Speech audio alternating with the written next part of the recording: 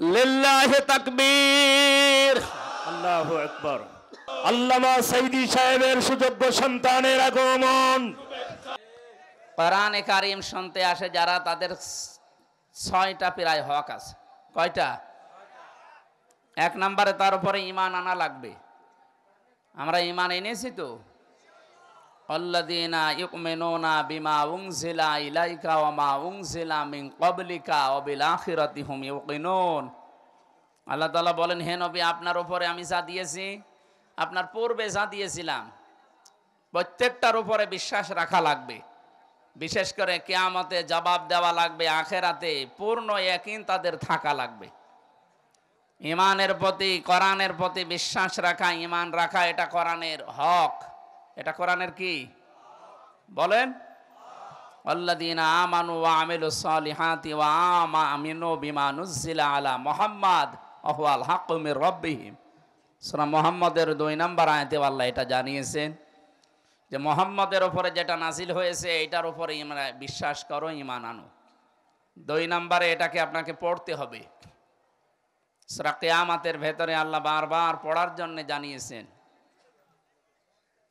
প্রথম আয়াত যেটা নাজিল করলেন ওইটাও পড়ার জন্য আহ্বান জানিয়েছেন। এই জন্যে পড়তে হবে, এটা হক তার। 3 নম্বরে শুধু পড়লে হবে না, এটা শুদ্ধ করে পড়া লাগবে। ওয়াইদা কুরিয়াল কুরআনু আরাত্তিলিল কুরআনা তারতিলা। সূরা মুজাম্মিলের এই 4 নম্বর আয়াতে আল্লাহ জবাব দিয়েছেন, পড়তে হলে শুদ্ধ করে পড়তে হবে। 4 নম্বর শর্ত হচ্ছে আপনাকে শুধু পড়লে হবে না, কোরআনে কারিমের এটা বোঝার জন্য চেষ্টা চালাতে হবে। সূরা নিসা 82 নম্বর আয়াত, আফালা ইয়াতাদাব্বারুনাল কুরআন ওয়ালাউ কানা মিন ইনদি গায়রিল্লাহি লাওয়াজাদু ফীহি ইখতিলাফান কাসীরা। কি হয়েছে তোমাদের? কোরআনে কারিম নিয়ে কেন চিন্তা ভাবনা করো? এটা নিয়ে গবেষণা করা লাগবে। কোরআনে আল্লাহ এমন কিছু দিয়ে রেখেছেন, যে কোনো শব্দ নিয়ে কেউ যদি চিন্তা করে ওকে আল্লাহ হেদায়েত দিয়ে দেবে, যদি ওর মন থাকে। কি থাকে বলেন তো? টনি বেলাওয়ারের শালিকা লরেন বুথ কোরআনে কারিম 3টা বছর স্টাডি করেছিল। আমাদের মতো আনকম জানাকুম পড়ে নাই, পড়ার মতো পড়েছিল। ওর চেষ্টা ছিল কোরআনে কারিম থেকে আমি কিছুটা নিতে চাই। 3 বছর পরে আল্লাহ তাকে হেদায়েত দিয়ে দিয়েছেন। তিনি বলেন, আমি 53 জায়গায় লাল দাগ দিয়েছিলাম, যে এই জায়গায় ভুল পাওয়া গেছে। কিন্তু আশ্চর্যের বিষয়, যেখানে লাল দাগ মারি দেখি তার আগের আয়াতে বা পরের আয়াতে ওই জবাব আল্লাহ আগেই দিয়ে দিয়েছে। শেষে আমার জীবনের ভুলই ধরা পড়ে গেছে। 5 নম্বরে কোরআনে কারিমকে আপনার মানা লাগবে। সূরা বাকারার 38 নম্বর আয়াতে আল্লাহ দলিল দিয়েছেন, ফামান তাবিআ হুদায়া ফালা খাউফুন আলাইহিম ওয়ালা হুম ইয়াহজানুন। যেটা পাঠালাম এটাকে অনুসরণ করো, এটা মেনে নাও, দুনিয়ায় চিন্তা ভয় কিচ্ছু থাকবে না। 6 নম্বরের শর্ত হচ্ছে শুধু মানলে হবে না, এটা মানুষের কাছে পৌঁছিয়ে দেওয়ার ব্যবস্থা করা লাগবে। কিভাবে পৌঁছাবেন? আল্লাহ রাব্বুল আলামিন বলেন, ওয়ানজালনা ইলাইকা যিকরা লিতুবাজ্জিনা লিন-নাসি মা নুজিলা ইলাইহিম ওয়ালাআল্লাহুম ইয়াতাফাক্কারুন। সূরা নাহলের 44 নম্বর আয়াতে আল্লাহ জানিয়েছেন, হে নবী, এ কোরআনে কারিম আমি আপনাকে দিলাম। এটা যখন আপনি পেয়েছেন, আপনার প্রথম দায়িত্ব হবে এটা মানুষের কাছে প্রচার করা। কিভাবে প্রচার করবেন? লিতুবাজ্জিনা লিন-নাস, স্পষ্ট দলিল আর প্রমাণগুলো তুলে ধরবেন মানুষের সামনে। এখানে লাম শব্দটা আরবি গ্রামার অনুযায়ী 19টা অর্থে ব্যবহার হয়। যারা আলেম আছে এখানে লামের 19টা অর্থের 13 নাম্বার অর্থে লেখা আছে লাম ব্যবহার করা হবে জীবিত মানুষদের জন্য। তাহলে তাফসীর করা লাগবে, ব্যাখ্যা করা লাগবে, কোরআন বিশ্লেষণ করা লাগবে জীবিত মানুষদের সামনে, না মরা?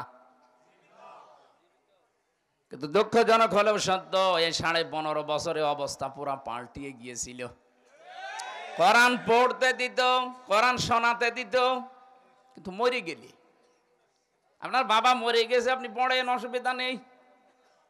কোরআনে কারিম জীবিত মানুষদের সামনে পড়া লাগবে, জীবিত মানুষকে শোনানো লাগবে। এই ব্যবস্থাগুলো করতে এই দেশে 14 জায়গায় পারমিশন নেওয়ার ব্যবস্থা করে রেখেছিল। এটা একটা ষড়যন্ত্র। এটা কি? এটার ফলাফল কি? সূরা নমল 19 নাম্বার পারার 20 নাম্বার পৃষ্ঠার 4 নাম্বার লাইনের 50 নাম্বার আয়াতে আছে এর ফলাফল। অমাকারো মাকারনা মাকারাও অহুম লা ইয়াশউরুন। যদিও এটা লূত নবী আলাইহিস সালামের কাহিনীকে আল্লাহ আমাদের সামনে উপস্থাপন করেছেন, কিন্তু কিয়ামত পর্যন্ত এটা যারা কোরআন বিদ্বেষী, আল্লাহ রাসূল বিরোধী, তাদের জন্য প্রযোজ্য। মাকারু বহু বচন দিয়েছেন আল্লাহ। হে নবী, ওরা কিন্তু ষড়যন্ত্র করেছিল। অমাকারু মাকরাও, ষড়যন্ত্র করার মতো এমন ষড়যন্ত্র তারা করেছিল যে পাহাড় পর্যন্ত তার জায়গা থেকে সরে যাবে এরকম। এ কথার অর্থ কি? তার মানে ওদের যে ষড়যন্ত্রগুলো ছিল, ওরা যদি সফল হতে পারত, পৃথিবীতে আল্লাহ রাসূলের অস্তিত্ব থাকার কথা ছিল না। এমন কায়দা কৌশল করেছিল। আল্লাহ পরের শব্দে বলেন ওয়ামাকারনা, আমিও কৌশল করলাম। তাহলে ওদের ষড়যন্ত্র আর আল্লাহর কৌশল। বলেন বলেন। এটা ক্লাস চলছে, 1 ঘন্টা একেবারে ছাত্রের মতো জবাব দেবেন। তাহলে কাফেরদেরটা হয় ষড়যন্ত্র, দুর্বিসন্ধি, আর আল্লাহ পাক ওইটা যদি উল্টিয়ে তাদের অ্যান্টিভাইরাস হিসাবে দেন, ওইটা হবে ষড়যন্ত্র না। কারণ আল্লাহর সাথে শব্দটা মানায় না। আল্লাহর সাথে মানাবে এমন শব্দ যেটা দিলে তার সম্মান রক্ষা হয়, কৌশল। কি বললাম? ইন্নাহুম ইয়াকিদুনা কায়দা ওয়া আকিদু কায়দা। শব্দ দুইটাই কিন্তু কায়দা। অবশ্যই তারা কৌশল অবশ্যই তারা ষড়যন্ত্র করে। ওয়াকিদু কায়দা, আর আমিও কৌশল করি। শব্দ একই, স্থান কাল পাত্র তাদের অবস্থান ভেদে ব্যবহার আপনাকে করা লাগবে। আল্লাহর জন্য যেটা মানানসই হয়, যেটা অ্যাপ্রোপ্রিয়েট হয়, যেটা বসালে আল্লাহর সম্মান মর্যাদা ঠিক থাকে, ওই জায়গায় ওই শব্দকে আপনার বসানো লাগবে। তাফসীর করার জন্য যে 13টা বিষয় সামনে রাখা লাগে, তার ভেতরে এইটাও একটা। আপনি আন্দাজে সব শব্দের একই অর্থ বলে দেবেন। আল্লাহ রাব্বুল আলামিন কোরআনে বহু শব্দ এমন দিয়েছেন, শব্দ একই কিন্তু অর্থ আলাদা আলাদা। এই যে দরবা, দোয়াদ রবা, দরবা মানে আঘাত করা, মারা। দরবা মানে সফর করা, দরবা মানে দৃষ্টান্ত দেওয়া। এই শব্দটার প্রায় 33টার উপরে অর্থ আছে। কয়টা? এখন সব জায়গায় যদি দরবা মানে আপনি আঘাত করা এইটাই লিখে থাকেন, আল্লাহ যে উদ্দেশ্যে কোরআন দিয়েছেন পারপাস আদায় হবে না। আপনি অর্থ করতে গেলে যেখান থেকে ঈমান চলে যাবে। যেখানে যেটা অ্যাপ্রোপ্রিয়েট হয়, খাটে, যেখানে যেটা দিলে পারফেক্ট হয়, ওইটা আপনাকে দেওয়া লাগবে। আর এটা জানার জন্য কমপক্ষে এক একটা শব্দের একাধিক অর্থ আয়ত্তে থাকা লাগবে। কোরআনে কারিমের সাথে আমাদের সম্পর্ক হয়তো ওইভাবে নেই, এই জন্য আমরা ও পর্যন্ত যেতে পারি না। অথচ একটা হিন্দু, এই যে পাশে নরসিংদী শিবপুরে বাড়ি, গিরিশচন্দ্র সেন, একটা হিন্দু মানুষ কোরআন শরীফের তাফসীর পর্যন্ত লিখেছে। অর্থ তো লিখেছে, তাফসীরও লিখেছে। আর তাফসীর করতে হলে প্রতিটি শব্দের একাধিক অর্থ না জানলে আপনি তাফসীর মিলাতে পারবেন না। এখানে আমি যত মানুষ দেখতে পাচ্ছি, এই যে দাড়িওয়ালা মানুষ বসে আছে, দেখতে মনে হচ্ছে বিশাল আল্লাহর ওলি। আকাশ থেকে মনে হয় জান্নাত থেকে পালিয়ে এসেছে। কারণ জান্নাতি মানুষ এরকমই হয়। এখন ইনি সহ আমরা যত বড় বড় আলেম এখানে বসে আছে, জিজ্ঞাসা করেন তো একটা মানুষও পুরা কোরআনের প্রতিটি শব্দের অর্থ বলতে পারবে? না, আমারও জানা নেই। আমি পড়েছিলাম কিন্তু আমার এখন মনে নেই, এখন আবার স্টাডি করা লাগবে, দেখা লাগবে। আপনি একটু চিন্তা করেন তো, একটা হিন্দু মানুষ আমাদের ধর্মের লোক না, হিন্দু ধর্মের মানুষ হয়ে কোরআনের একটা অর্থ না, প্রতিটি শব্দের একাধিক, এমনকি কমপক্ষে মনে হয় 33টা করে অর্থ তার জানা ছিল, নয়তো তাফসীর করতে পারতো না। এই মানুষটা তাহলে আমাদের চাইতে কোরআন পড়েছে বেশি, বুঝেছে বেশি, লিখেছে বেশি, কথা বলে না কেন? হেদায়েত পায়নি। মরে গেলে তারে কবরে দেওয়া হয়নি, জানাজাও দেওয়া হয়নি, পুড়িয়ে ফেলা হয়েছে। কি বুঝলেন আপনি এই ঘটনা থেকে? আজকে বছরে একদিন 2 দিন আপনি কোরআন শুনতে এসে মনে করছেন আল্লাহর ওলি হয়ে যাব আজকে, না। আপনি তো কোরআন ওর মতো পড়েননি, ওর মতো বোঝেনও নি, ওর মতো লেখেনও নি। ওর যে তো শুধু মন ছিল না, এই জন্য এত আয়ত্ত করার পর আল্লাহ হেদায়েত দেয়নি। আমরা যদি 1 দিনের জন্য 2 দিনের জন্য বছরে এখানে এসে আমার মন যদি না তৈরি হয়, কোরআন শরীফ গলিয়ে খাওয়িয়ে দিল আপনি হেদায়েত পাবেন না। এই জন্য আপনার মন আগে তৈরি হওয়া লাগবে যে না, আজকে যা বলছে এটা আমার জন্যই বলছে। কারণ হামজা এসেছে ওর বাবার কথা বলার জন্য না, কথা বলেন না কেন? এই বিশ্বাস অন্তত আপনার আছে যে ওর বাবার কথা বলার জন্য আসে নাই, আছে না? এই জন্য আমি দলিলগুলো দিয়ে দে, যে বাড়িতে যে আপনি মিলিয়ে দেখবেন এইটাই লেখা আছে। আল্লাহ রাব্বুল আলামিনের ক্ষেত্রে এখানে শব্দটা ব্যবহার হচ্ছে মাকার না, জামা মুতাকাল্লিম। আল্লাহ বলেন ওরা কৌশল করেছিল আর আমি নিজে কৌশল করেছি। ওরা ষড়যন্ত্র করে, আমি কৌশল করেছি। অহুম লা ইয়াশউরুন, ওরা টেরও পায়নি। কি টের পায়নি? লূত আলাইহিস সালামের জামানায় আল্লাহ যে গজব দিয়েছিলেন, ডেড সি বানিয়ে দিয়েছিলেন পুরা জমিনটাকে। ওদের ওই যে এরিয়া যেখানে ওরা পুরুষে পুরুষে জেনা করত, যেটা বাংলাদেশে এখন অনেকে সাপোর্ট করছে, কথা বলছেন এখন। এই যে সমকামিতা যেটা, এইটাই এটা লূত নবী আলাইহিস সালামের জামানায় তাদের উম্মতের ভেতরে কিছু মানুষ এটা করত। আল্লাহ এত রাগ করেছিলেন, গজব দিয়েছিলেন, এমন গজব যে পুরা জমিনটা ওই সময় মৃত সাগর বানিয়ে দিয়েছেন। আল্লাহ রাব্বুল আলামিন বলেন ফানজুর কাইফা কানা আকিবাতু মাকরিহিম। নবী আপনি একটু নজর করে দেখবেন, এই যে ষড়যন্ত্র যারা করেছিল তাদের উপর আমার প্রতিশোধ আমি কি করে নিয়েছিলাম, তাদের পরিণাম কি হয়েছিল আপনি একটু দেখেন। জর্ডানে যান, এই সাগরটা এখনো আছে। আমরা যারা জর্ডানে গেছি দেখে এসেছি ডেড সি, মৃত সাগর, কোন জিনিস ওখানে বাঁচে না, যা দেবেন সব ভেসে ওঠে। আল্লাহ রাব্বুল আলামিন কেন এই কাহিনী হাজার হাজার বছর আগেরটা আমাদের শোনালেন একটু খেয়াল করেন। আমার মনে হচ্ছে তাফসিরের সাথে আমার বাস্তব মিলে যায়, এই জন্য বলছি। আল্লাহ পাক বলেন আন্না দাম্মারনাহুম ওয়া কওমাহুম আজমাইন। আন্না একালিফ টান আছে, অবশ্যই আমি, দাম্মারনাহুম ওয়া কওমাহুম আজমাইন, তাদের সকলের প্রতি প্রতিশোধ নিয়েছি, তাদের শিকড় পর্যন্ত আমি তুলে ফেলেছি। কিভাবে তুলেছি দেখান। ফাতিলকা বুয়ুতুহুম খাওয়িয়াতাম বিমা যালামু। আপনি এই যে দেখেন এই ঘরগুলো পড়ে আছে, আল্লাহ যেন তার কুদরতি হাত দিয়ে এভাবে দেখাচ্ছেন। এই জন্য তিলকার আগে ফা দিয়েছেন। ফাতিলকা বাইতুন এক বচন, বুয়ুত বহু বচন, হোম জমির।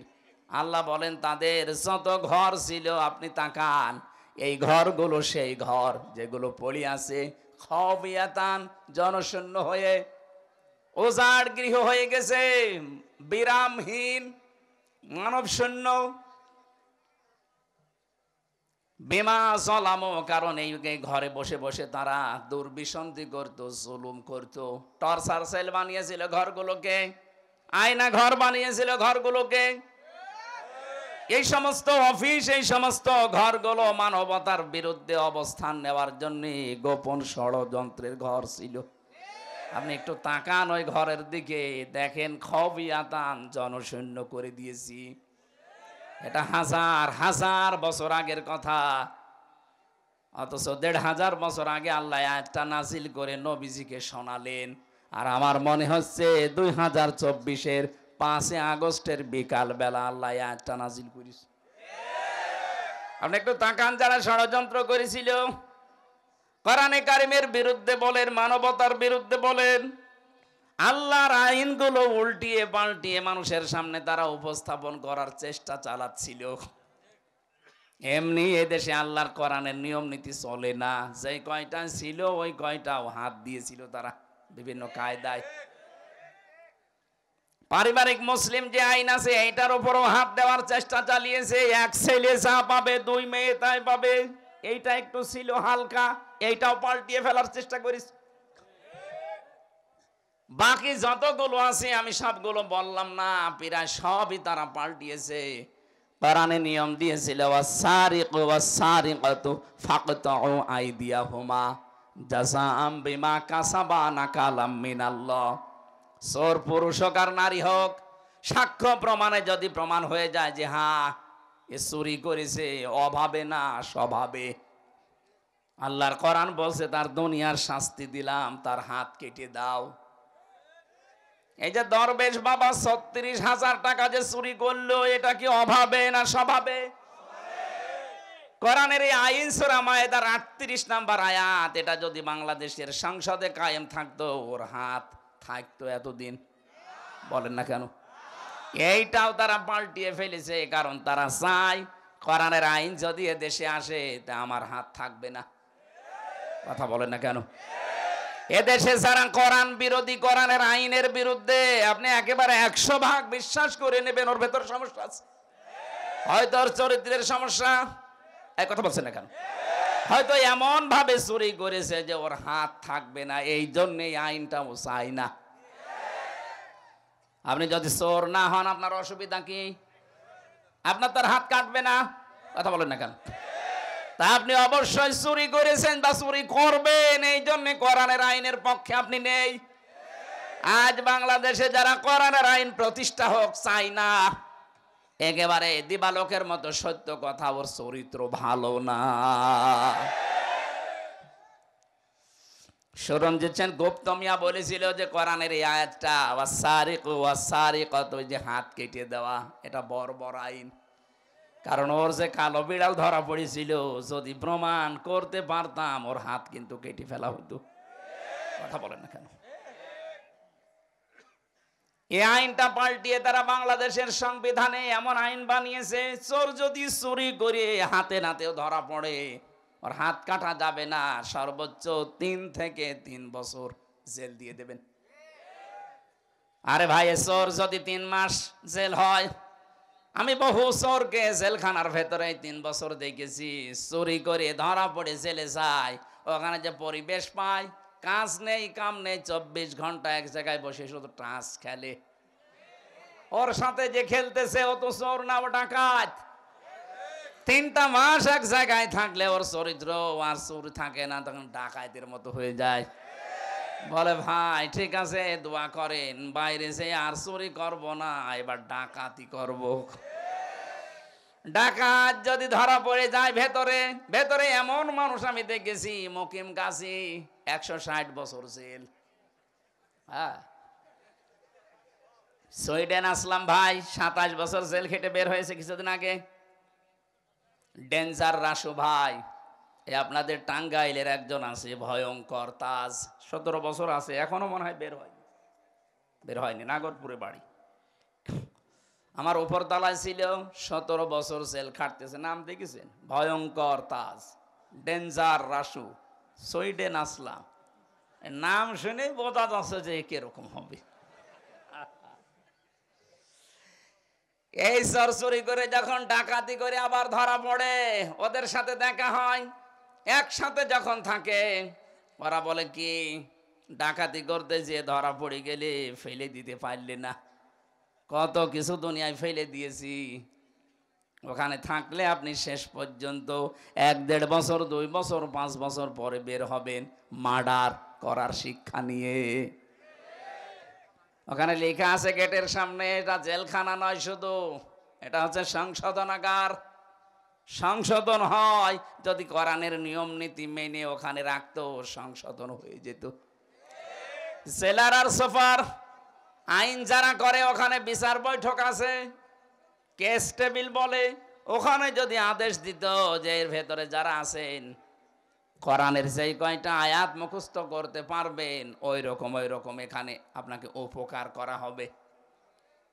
যদি বলা হতো যেই কয় বছর আছেন, যেই কয় পারা মুখস্থ করতে পারবেন ওই কয় বছর শাস্তি আপনার মাপ। যার 30 বছর জেল হয়েছে ও চিন্তা করতো 30 বছর জেল, 3 বছরে পুরাটা মুখস্থ করে আয়ত্ত করে আমি বাইরে যাব, পুরাটা মাফ হয়ে যাবে, ওর জীবন পুরা সংশোধন হয়ে যেত। আল্লাহর এই আইনেও তারা হাত দিয়ে এমন আইন বানিয়েছে না, মানুষের চরিত্র সংশোধন হওয়া দূরের কথা, চোর গেলে ডাকাত হয়, ডাকাত গেলে খুনি হয়। কথা বলেন না কেন? এগুলো দিয়ে হবে না। এই জন্য সংবিধান সংস্কারের জন্য আহ্বান জানাচ্ছে।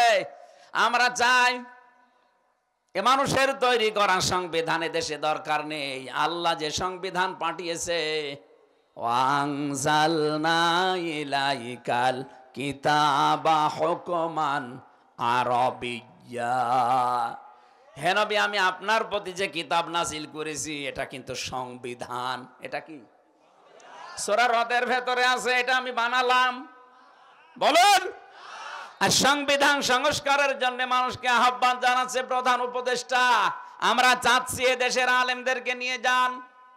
কোরআনে কারিমে 73টা ধারা আছে। সূরা ফুরকান, ফুরকান মানেই সংবিধান। ফুরকান মানে কি? সত্য মিথ্যার পার্থক্যকারী সংবিধান এটা। এখানে 73টা 74টা ধারা দেওয়া আছে। এই 74টা ধারা যদি বাংলাদেশের সংবিধান হয়ে যায়, আল্লাহর নবী যেমন বলেছিলেন খায়রুল কুরুনি করনি, আমার যুগ শ্রেষ্ঠ যুগ, বাংলাদেশে ইউনূস সাহেব বলবে আমার দেশ শ্রেষ্ঠ দেশ। এটা 53 বছরে তো আমরা দেখি নাই। এই 53 বছরে কত মানুষ তো নিজের মন মতো করে চালিয়েছে। বাবা চালিয়েছিল, মানুষ দুর্ভিক্ষে মরে গেছে। এটা আমি বানালাম। যারা মুরব্বী আছে জিজ্ঞাসা করেন, বাবা যখন চালিয়েছে ওই সময় শুনেছি। আমার তো 33 বছর, আমি জানি না, আমি শুনেছি। আমার দাদা বলতো ওই সময় মানুষ দুর্ভিক্ষেও মরে গেছে। কথা বলেন না কেন? এরপরে স্বামী চালিয়েছিল, কারো স্বামী না কাঙ্ক্ষিত মানের শান্তি দিতে পারেননি। চাচা চালিয়েছিল, জোর করে 9 বছর জেল হয়েছে, 10 বছর। ভাবি চালিয়েছে, ববু চালিয়ে গেল, যা হয়েছে দেখলাম। এখন শুধু বাকি আছে আল্লাহর কোরআন দিয়ে দেশটা চললে কেমন দেখা যায়। আমাদের জীবনের বড় আশা, বড় আকাঙ্ক্ষা, তামান্না, আল্লাহ বহু কিছু দুনিয়াতে তুমি আমাদেরকে দেখিয়েছো।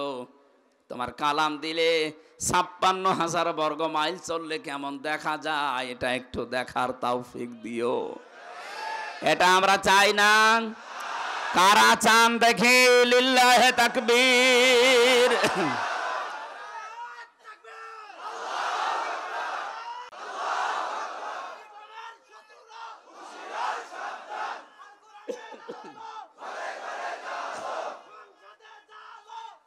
আলহামদুলিল্লাহ।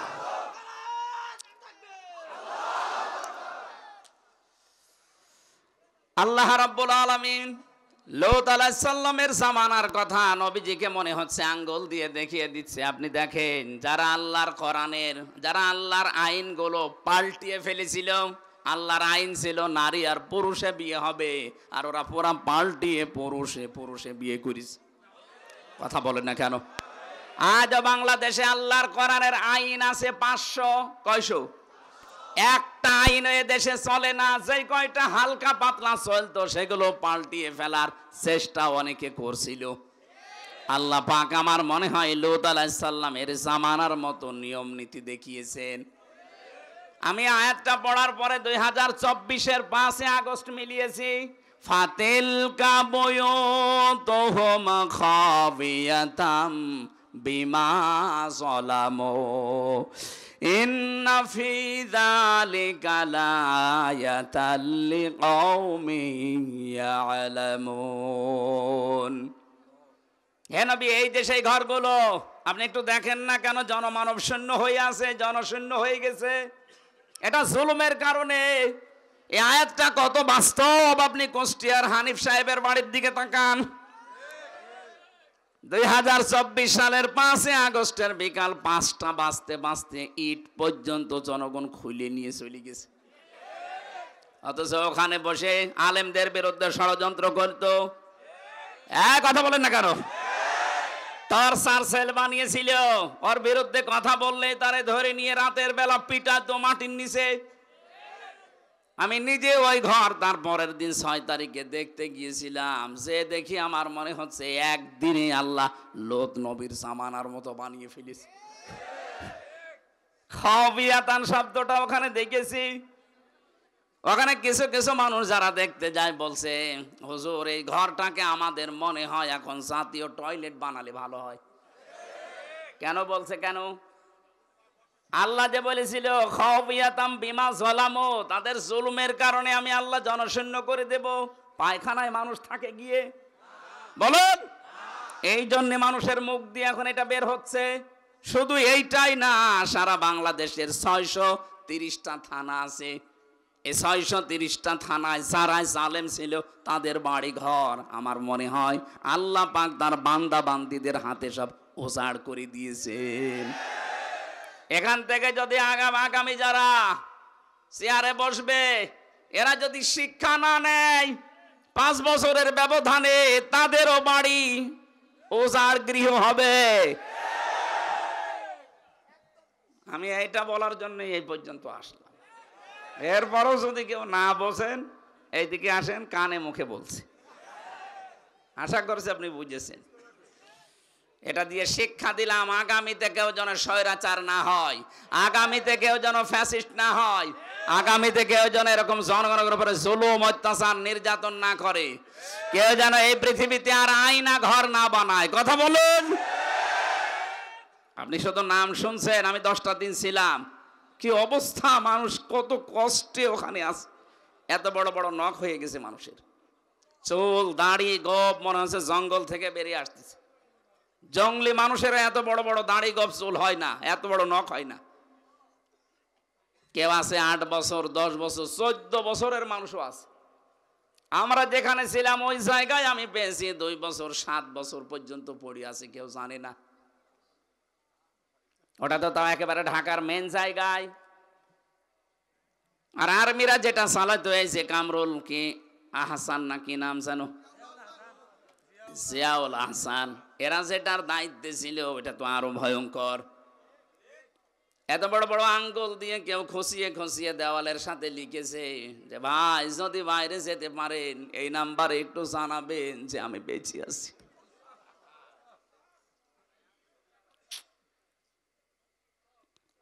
একটা লোক 5 বছর 8 বছর 14 বছর পড়ে আছে, ও জানে না যে এটা কোন সাল চলছে, ও জানে না যে কোন মাস এটা, ও জানে না যে এটা কয়টা বাজে এখন, কি বার, এটা কিচ্ছু জানে না। সকালবেলা কয়েকটা ছোলা দিত, পচা ছোলা। দুপুর বেলা খাবার আমারে যা দিয়েছে মনে হচ্ছে কেউ মাখিয়ে দিয়েছে, পারলে খান, না পারলে ফেলে দেন। ফেলে দেবেন কোথায়? 8 দিন 10 দিন 15 দিন এক জায়গায় খাবার হয়ে গেল, ওটা আবার গন্ধ বের হয়। বলেন তো, এদিকে 3.5 হাত, এদিকে 1.5 হাত, এটা কবরের মতো জায়গায় 24 ঘন্টা তালাবদ্ধ। মুফতি ফখরুল ইসলাম আমার সাথে ছিল, আমারে বলছে হামজা ভাই আপনার সাথে কি করেছে আমি জানি না, তবে আমার এই পায়ের ভেতরে হাত দিয়েছে। এভাবে আমারে বসিয়ে পায়ের ভেতরে হাত দিয়ে সামনে যে লোহার ব্যারিকেড দেওয়া আছে, লোহার যে চাঙারি টাঙানো আছে, এই শিক দেওয়া লোহার, ওর সাথে হাত দিয়ে হ্যান্ডকাপ দিয়ে আটকিয়ে দিয়েছে। আরে ভাই 2 দিন 5 দিন না, বছরের পর বছর 1.5 থেকে 2 মিনিট সময় দিত টয়লেট করার।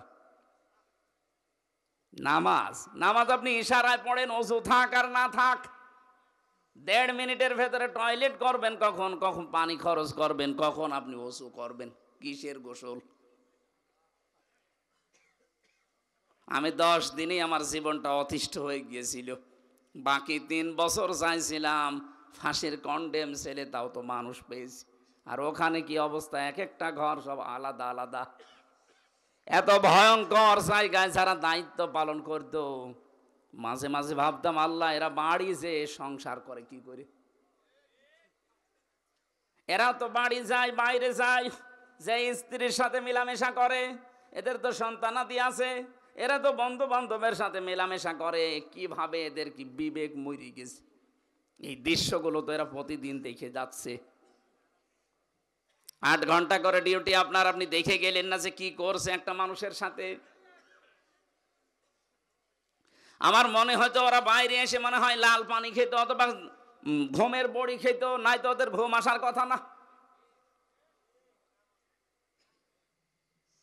আর এখন বলে আমি কি করেছি যে আমার পানাল পালানো লাগলো। কি করেছেন মানে? কিচ্ছু করেননি, শুধু আয়না ঘরটার কারণে আপনার শাস্তি হওয়া দরকার। টের পাচ্ছেন? পৃথিবীর ইতিহাস পাল্টিয়ে ফেলেছেন। আমি নিজে দেখেছি, এই কারণে সাক্ষী হিসাবে বললাম। তাও তো আমি ভালো জায়গায় ছিলাম। আপনার একটা বিবেকে কি বলে বলেন তো? একটা মানুষ, জীবিত মানুষ, 2 দিন 5 দিন রাখলেই তো মরে যাওয়ার কথা। 14 বছর পড়ে আছে একটা ঘরের ভেতরে, দুনিয়া আছে কিনা জানি না। এত বড় জুলুম করেও যদি কেউ বলে যে আমি কি করেছি, চট করে চলে আসতেছি, আপনি আসেন, আপনাকে চট করে আসাচ্ছে। মানুষের বিবেক আছে, বিবেকের উপরে মনে হয় কুকুরে প্রসাব করিস।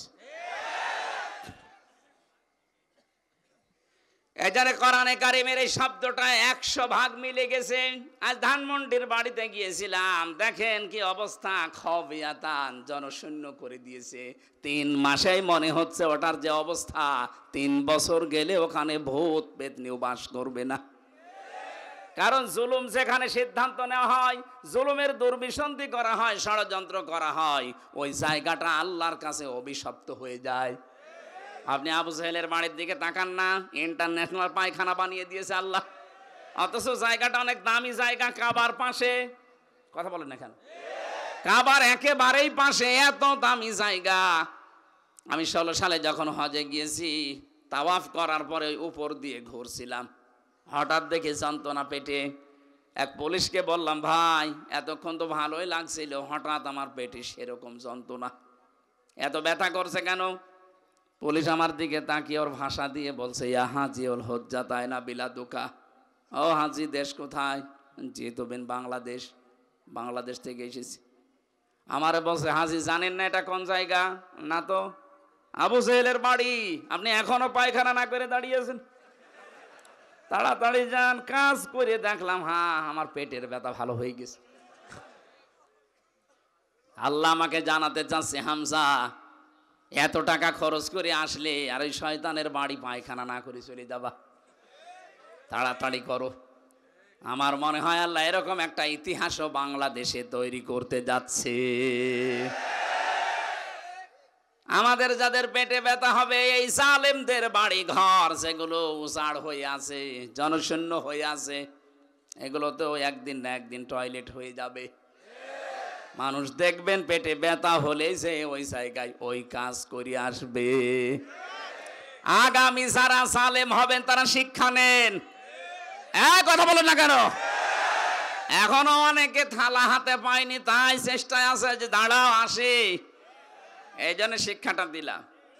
আপনি ওইরকম হয়ে যাবেন না। আপনাকে আল্লাহ ইতিহাসে ঘৃণিত নিন্দিত করতে বেশি সময় নেবে না, কারণ পৃথিবীর ইতিহাস এইটাই। আপনি চেঙ্গিস খানের দিকে তাকান, হিটলারের দিকে তাকান, হাজ্জাজ বিন ইউসুফের দিকে তাকান, মুআবিয়া রাদিয়াল্লাহু তাআলা আনহুর সন্তান ইয়াজিদের দিকে তাকান। নামগুলো কেমন সুন্দর সুন্দর নাম। হিটলার, কি নাম কিন্তু খারাপ না, হিটলার। ইয়াজিদ, কত সুন্দর নাম, অথচ নামটা আল্লাহ আজকে গালি বানিয়ে দিয়েছে। জাতির উপরে জুলুম করার কারণে একজন সাহাবীর সন্তানের নাম যদি গালি হয়ে যায়, উনি কিন্তু সাহাবীর ছেলে। কথা বলেন না কেন? তারপরে উনি ওই দেশের কেন্দ্রীয় মসজিদের ইমাম ছিলেন, খুতবা দিতেন। ওনার রাষ্ট্রের প্রায় সব কাজই কোরআন অনুযায়ী চলতো, শুধুমাত্র সরকারি মালের কোনো অডিট ছিল না। যে যে দায়িত্ব পেয়েছিল ও বাবা শাহজালাল সব হালাল বলে চালিয়ে দিত। এই যে আমাদের যেমন আরম্ভ হয়েছিল। এ দরবেশের দিকে তাকালে কে বিশ্বাস করবে যে এত টাকা মারিং কাটিং করতে পারে? কথা বলেন। ও যে সরকারের দায়িত্বে ছিল, প্রধানমন্ত্রীর উপদেষ্টার ভেতরে একজন, আপনি চিন্তা করতে পারেন এত বড় বড় দাড়ি, ওর মনে হয় যত জায়গায় যত চুল আছে সব সাদা। এক কথা বলছে না কেন? মাথা থেকে শুরু করে পা পর্যন্ত প্রায় সবই সাদা। যেগুলো সাদা নেই সেগুলো সাদা পোশাক পরতো। এত সাদা ধবধবে মানুষ, অথচ এখন বের হচ্ছে সে নাকি অন্যের বউ নিয়ে আল্লাহর রাস্তায় চলে গেছে। 7টা ব্যাংক থেকে 36,000 কোটি টাকা আপনি এক জীবনে গণনা করেও শেষ করতে পারবেন না। পদ্মা সেতুর মতো এত বড় ব্রিজ বানাতে মাত্র 32,000 কোটি টাকা খরচ, না এত লাগেনি।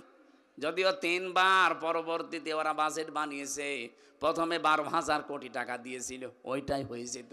বাকি টাকাগুলো সব মারিং কাটিং করে বাইরে পাঠিয়েছে। আপনি একটু খোঁজ নিয়ে দেখেন বাইরের ব্যাংকগুলোতে, আপনি দেখবেন যে মানুষগুলো পালিয়ে গেছে। অধিকাংশ মানুষের টাকা ওই ব্যাংকে সে পাবেন। আমি 5 তারিখের পরে 9 তারিখ না 10 তারিখের দিকে গিয়েছিলাম সিঙ্গাপুরে, মালয়েশিয়া। এ দেশগুলোতে যেখানে যাই নামতাম, নামার পরে হোটেলে উঠলে দেখতাম আল্লাহর ওলি নামতেছে। কি গো হুজুর দোয়া করেন। দোয়া করবো মানে? এই 4 তারিখে চলে এসেছি, আল্লাহ কপাল ভালো, আমার বহু শয়তানের সাথে দেখা হয়েছিল। বিশেষ করে সিঙ্গাপুরে যে হোটেলে থাকতাম, গিয়ে দেখি কয়েকটা শয়তান আগে উঠে বসে আছে, এমন ভাবে আছে কেউ জানে না। মালয়েশিয়া অনেকগুলো তো পেয়েছিলাম। আমার বলার বিষয় ছিল আমরা যেন শিক্ষা নিতে পারি কোরআনের আয়াত থেকে। আগামী প্রজন্ম যারা আসবে, আগামী জাতি যারা নেতৃত্ব দেবে, এরা যেন জুলুমকারী হয়ে না যায়। তাহলে আপনার নাম যত সুন্দর হোক, আপনাকে আল্লাহ ইয়াসিদের মতো বানিয়ে দেবে, কেউ আপনার নামও রাখবে না, কারণ এটা গালি হয়ে যাবে। একটা হিন্দুকে যদি বলেন ভাই ছেলে হয়েছে 5,000 টাকা দেব, নাম রাখেন ইয়াজিদ, ও বলবে ইয়ার কি মারেন? ইয়াজিদ একটা নাম হইলো এত গালি, অথচ নামটা ভালো না। বলেন, ইয়াজিদ একটা সাহাবীর নাম যদি গালি হয়ে যায়, তো জাতির পিতা নাম দিয়েছেন, তার মেয়ের নাম তো গালি হবে 1 আর 2। আমার মনে হয় এখনই বাংলাদেশে যে অবস্থা, কেউ আর ওই নাম ঘৃণা করে মুখেও নিতে চাচ্ছে না। এটাই পৃথিবীর ইতিহাস। আপনিও থাকবেন না 100 বছর পর, আমিও থাকবো না। এমন কিছু করে না যায় যে আমি মরণের পরে আমার বাড়ি ঘর পর্যন্ত পায়খানা হয়ে যাচ্ছে। ওখানে যেন অন্তত বসবাস করার অন্তত অবস্থা যেন থাকে। কোরআনে কারীম যারা শুনতে এসেছিলেন, তাদের যতগুলো দায়িত্ব বলেছি, মনে আছে একটাও? কয়টা বলেন তো? 6টা। বলেন বলেন। 1 নম্বরে, এটা ক্লাস চলছে এজন্য রিপিট করছে, 1 নাম্বার কি? বিশ্বাস করা লাগবে। তাহলে এখন থেকে আমি কোরআন দিয়ে যা বলবো সবগুলোর ওপর আপনার ঈমান, আপনার বিশ্বাস নিয়ে আসা লাগবে। এই জন্য আমি দলিল বলবো, ওগুলো লিখে নিন, দরকার হয় মোবাইলে তুলে বাড়িতে যে মিলিয়ে দেখবেন, একেবারে হুবহু পেয়ে যাবেন। 2 নাম্বারে এটা শুদ্ধ করে পড়তে হবে। 3 নাম্বারে এটা বুঝতে হবে। 4 নাম্বারে এটাকে আপনাকে মানা লাগবে জীবনে। 5 নাম্বারে এটাকে কায়েম করে দেখাতে হবে আল্লাহকে যে হ্যাঁ আমি আছি। 6 নাম্বারে এই মানুষটাকে দুনিয়ার ময়দানে কোরআনে কারীম শান্তি যে দিতে পারে, এই বিশ্বাস নিয়ে এটা প্রতিষ্ঠার আন্দোলন করা লাগবে। আমি সহ যারা এসেছি, এগুলোর হক আদায় করার তৌফিক যেন আল্লাহ দান করেন। আর যারা বলতে আসবে তাদের দায়িত্ব হচ্ছে ওয়াংসালনা ইলাইকাল যিকরা লিতুবাইয়িনা লিন্নাস। আপনি যখন মানুষের কাছে কোরআন প্রচার করবেন, আমি বলেছিলাম লামের ব্যাখ্যা, লাম দিয়ে আল্লাহ জীবিত মানুষদের দিকে ইঙ্গিত দিয়েছেন। তাহলে কোরআন তাফসির করা লাগবে জীবিত মানুষ না মরা মানুষ? এই সিস্টেমটা যারা পাল্টিয়ে ফেলেছিলেন, আল্লাহর সিস্টেম পাল্টিয়ে ফেললে লূত নবীর জামানায় আল্লাহ যা করেছেন, ওদের বাড়ি ঘরও পরিত্যক্ত হয়ে গেছে। আল্লাহর সিস্টেমে 14টা জায়গায় পারমিশন নিয়ে কোরআন প্রচার করা লাগবে, এটা আল্লাহর সিস্টেমের বাইরে। কথা বলেন না কেন? কেন বললাম বলেন তো? হযরতে সালেহ নবী আলাইহিস সালামের জামানায় যে উট আল্লাহ দিয়েছিলেন, উট দিয়েছিলেন না? এই উটকে আমার আল্লাহ বলেছিলেন এটা আমার নিদর্শন, যেখানে ইচ্ছা যাবে, যা ইচ্ছা খাবে, কেউ নিষেধ করতে পারবা না।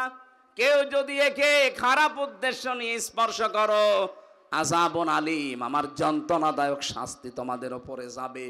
যারাই তাকে খারাপ উদ্দেশ্য নিয়ে ধরেছে আল্লাহ তাদেরই দুনিয়ায় শাস্তি দিয়েছে। এখন কি উট আছে? না, নেই। এই জামানার জন্য আল্লাহর আয়াত, আল্লাহর নিদর্শন কোরআন। কথা বলে না কেন? কোরআন যেখানে ইচ্ছা যাবে, যেভাবে ইচ্ছা থাকবে। কেউ যদি খারাপ উদ্দেশ্য নিয়ে কে আসেন, এর কাছে ধরতে যান, আপনাকেও আল্লাহ এরকম শাস্তি দিতে পারে না। আল্লাহ বুড়ো হয়ে গেছে? বলেন।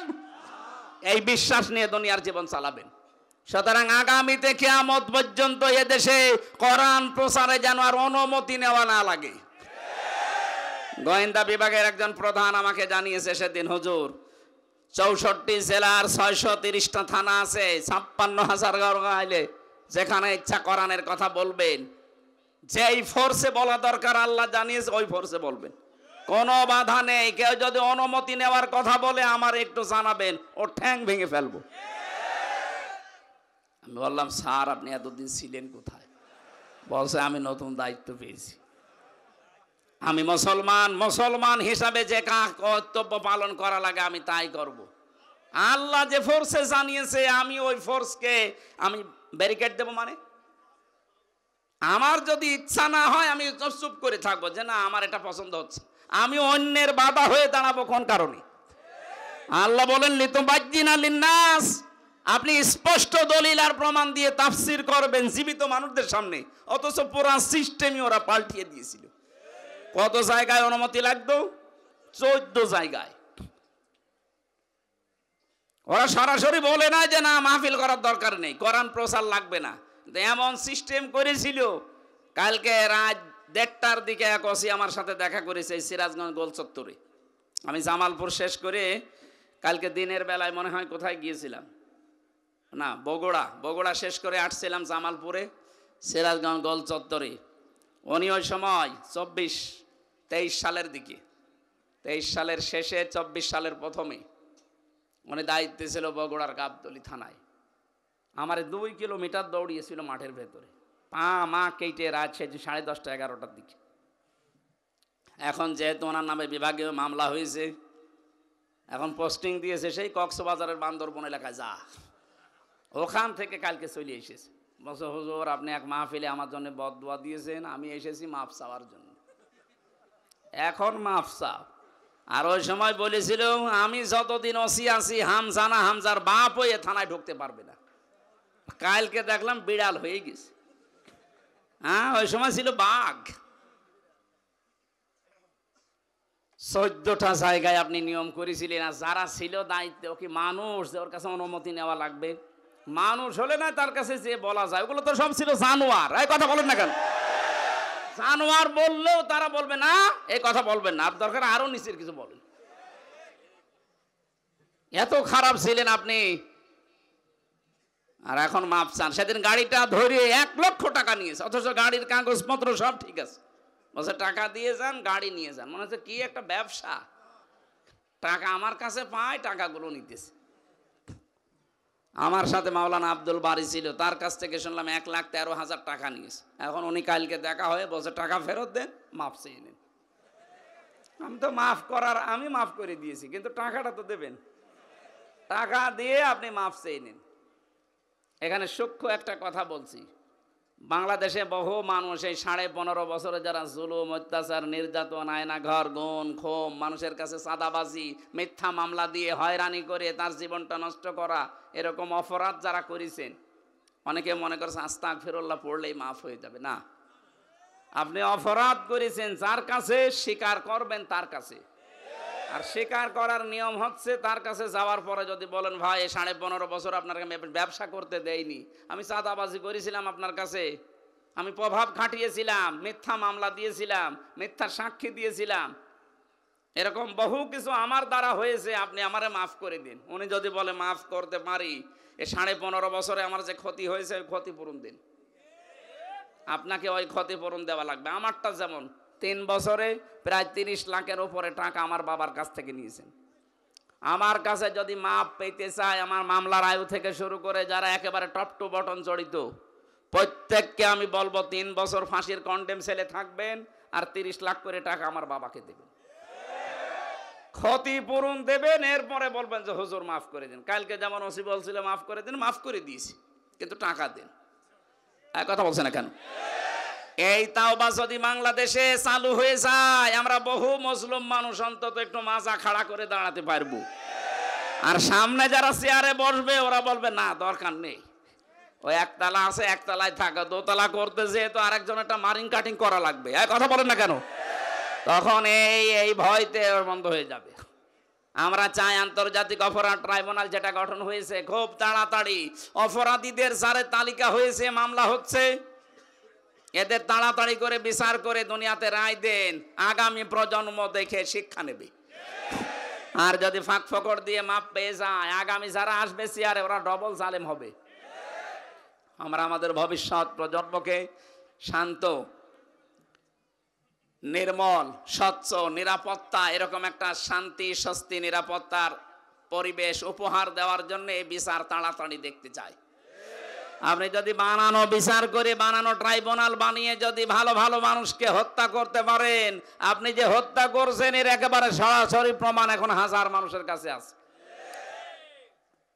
আলেমদের বিচার করতেন আমরা দেখেছি, সাক্ষী এমন মানুষ 75 সালে জন্ম নিয়েছে, 71 সালে সাক্ষী দিয়েছে। আমাকে বানিয়ে বললাম, এমন বহু মামলা আমি নিজে পেয়েছি, আমারটাও নিজের আন্দাজে মামলা দিয়েছি। সন্ত্রাস বিরোধী আইনে মামলা দিয়েছে আমি নাকি আনসারুল্লাহ বাংলা টিমের সদস্য, অথচ না আমি জীবনে আমি জানি না আনসারুল্লাহ কি, ওসব জানি না। আন্দাজে এই যে মিথ্যা মামলা দিয়ে জীবনটা নষ্ট করে দিলেন। 3টা বছর কি কষ্ট দিয়েছেন, 24 ঘন্টা আমার তালাবদ্ধ করে রাখতেন। যাই করেছেন আমি মাফ করে দেব, কিন্তু আমার মতো এরকম কিছু আপনাকে পাওয়া লাগবে। এই কথা বলেন না কেন? আপনারা বিচার করেছিলেন সাক্ষী বানিয়ে বানিয়ে নিয়ে, কারণ আমার নিজেকে নিয়ে বলছে 50টা মামলা দেব যদি 10 লাখ টাকা না দেন। মামলা কি আপনার কাছে আছে? না, আমরা বানাবো। কি দেশে বাস করতাম দেখেছেন? মনে হচ্ছে ওরা টাকা কামাই করা মেশিন ধরিস। শুধু আমি একা, এরকম বহু মানুষ দেখেছিল না? যাদের এরকম করেছেন তাদের কাছে মাপ চান। তারা যদি বলে ক্ষতিপূরণ দেওয়া লাগবে, ক্ষতিপূরণ দেন। যার যা ক্ষতি করেছেন আপনি তো জানেন, ক্ষতিপূরণ দেন। এরপরে বলেন আস্তাগফিরুল্লাহ। এক ওসি পেয়েছিলাম জেলখানায়, আমার কাছে এসে বলছে হুজুর আমার এই তাওবাটা একটু দেখেন তো কিভাবে। বলছে আমি যখন ওসি ছিলাম ওই সময় আমার লোকজন নিয়ে রাত 12টার পরে ভোট কাটা আরম্ভ করলাম। ফজর পর্যন্ত এই কাজ করার পর বাক্সগুলো সব জমা দিয়ে দিলাম। পরে ফজরের আজান দিলে গোসল করলাম, ওযু করার পর 2 রাকাত নামাজ পড়ে বললাম আস্তাগফিরুল্লাহ। হুজুর আমার এই তাওবা হয়েছে, এই তাওবা হয়েছে। আমি বললাম না, তাওবা হয়নি, এটা ইয়ার কি হয়েছে। আপনি কি আল্লাহর কাছে অপরাধ করেছেন যে আস্তাগফিরুল্লাহ পড়ছেন? আপনি তো অপরাধ করেছেন হামজার কাছে। আমার মতো 3.5 লাখ 4 লাখ হামজা লাগে একটা এমপি বানাতে। এক কথা বলেন না কেন? আর আপনি সব রায় বাদ দিয়ে নিজে নিজে রায় দিয়ে আপনি এমপি বানিয়ে দিলেন। দিনের ভোট রাতে করে ফেললেন। এক কথা বলেন না কেন? আপনার মাফ হবে এই 3.5 থেকে 4 লাখ হামজার কাছে যে বলা লাগবে। কিন্তু ভয়ঙ্কর বিষয়, আপনি যাদের কাছে বলবেন, আপনি তো জেলে পড়ে আছেন কয় বছর, 1 বছরে অনেক হামজা দুনিয়া থেকে বিদায় নিয়েছে। তাদের কাছে আপনি মাপ চাবেন কি করে? তার মানে আপনার মাপ নেই। এরকম যে বহু মানুষের মাফ হবে না এদেশে নেই। আগামীতে যারা আসবেন তারাও চিন্তা ভাবনা করবেন, কারণ বহু মানুষ কিন্তু প্রতিদিন মারা যাচ্ছে। আপনি কিন্তু মাফ চাইতে পারবেন না। এই জন্য সুষ্ঠুভাবে দেশে আবার মানুষের হাতে আসুক, আবার যেন অবৈধ কোনো কায়দায় কেউ না বসে পড়ে। এক কথা বলেন না কেন? ফাঁক ফকর দিয়ে চলে যাবেন না। চিন্তা ভাবনা করে যেগুলো আছে 15.5 বছরের জঞ্জাল, এগুলো সব দূর করে ওই জায়গায় ভালো ভালো মানুষকে দেন। এই জন্য একটা শান্ত, নির্মল, একটা সুষ্ঠু পরিবেশ দরকার। যারা দায়িত্বে আছেন সম্মানজনক একটা সময় নিয়ে সংস্কার করে খুব তাড়াতাড়ি নির্বাচনের মাধ্যমে নির্বাচিত প্রতিনিধির হাতে দেশটা তুলে দিন। নাই তো এই যে ষড়যন্ত্র বাইরে চলছে এখন, ওরা দুই বোন মিলে পালিয়েছে, ওনারা এখন এই সুর বানাচ্ছে মানুষের কাছে, বিশ্বের মোড়লদের কাছে শোনাচ্ছে যে আমরা নির্বাচিত ছিলাম, আমাদেরকে উৎখাত করা হয়েছে। এত বড় ডাহা মিথ্যা কথা একটা হাসি মানুষ বলতে পারলেন? সে পাশে হোক আর যাই হোক, হ্যাঁ হস তো করিস। এত বড় ডাহা মিথ্যা কথা আপনি বলেন কি করি? একটা ঘোড়াকে যদি জিজ্ঞাসা করেন, ঘোড়া পর্যন্ত হাসবে, বলে এই 15.5 বছরে নির্বাচন হয়েছে। কিসের নির্বাচন? কথা বলেন না কেন? 15.5 বছরে নির্বাচনই হয়নি, আর আপনি এখন মিথ্যা ছড়াচ্ছেন যে আমি নির্বাচিত ছিলাম।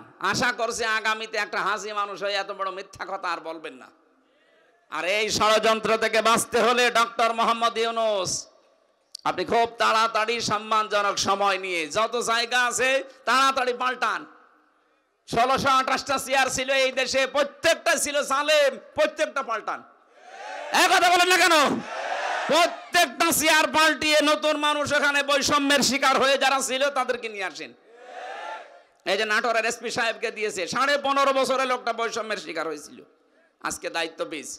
এইরকম মানুষকে আপনি নিয়ে এসে এতদিন যারা জুলমের শিকার ছিল, বৈষম্যের শিকার ছিল, তাদেরকে নিয়ে এসে তাদের জায়গা মতো বসান।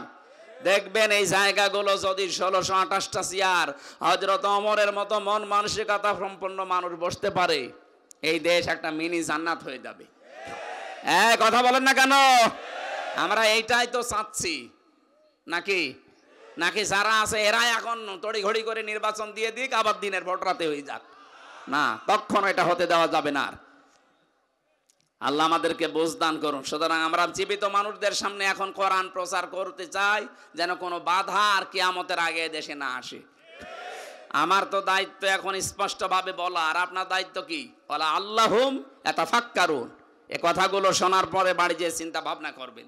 আজকের আমার আলোচনার বিষয় এই যে দিন শব্দটা নিয়ে ভ্রান্ত ধারণা আছে বাংলাদেশে, ভারত আর পাকিস্তানে। আমি বিশ্বের যে কয়টা দেশই ঘুরেছি, অন্যান্য দেশে দিন নিয়ে এমন ঝামেলা পাইনি। অথচ এই 3টা দেশে যত রকমের ভেজাল, ঝামেলা, সমস্যা এই দিন শব্দ নিয়ে। এটা যদি আমাদের কাছে ক্লিয়ার হয়, পরিষ্কার হয়, এদেশে দিন কায়েম করার পথ আরো সুগম হবে। এই জন্য এই বিষয়টা বেছে নিলাম। সূরা আলে ইমরান 83 নম্বর আয়াত, খুব ভালো করে শুনবেন, নাকি বাড়ি চলে যাবেন? শুনবেন তো, এখন শুনবেন তো, জবান খুলে কোরআনের সোনালী আয়াত পড়েন। আফা গায়রা দীনিল্লাহি ইয়াবগুন ওয়ালাহু আসলামা মান ফিস সামাওয়াতি ওয়াল আরদ তাওআন ওয়া কারহান ওয়া ইলাইহি ইরজাউন। আল্লাহ পাক বলেন আফা গায়রা দীনিল্লাহি ইয়াবগুন, তোমরা কি আল্লাহর দিন বাদ দিয়ে অন্য কিছু তালাশ করো? ওয়ালাহু আসলামা মান ফিস সামাওয়াতি ওয়াল আরদ, অথচ আকাশ আর জমিনে যা কিছু আছে তাওআন ওয়া কারহা, ইচ্ছায় হোক অনিচ্ছায় হোক, সবাই আল্লাহর দ্বীনের সামনে মাথা নত করে দিয়েছে। ওয়া ইলাইহি ইরজাউন, সবাইকে ফিরে যাওয়া লাগবে তার কাছে। এটা বাংলা অর্থ ছিল।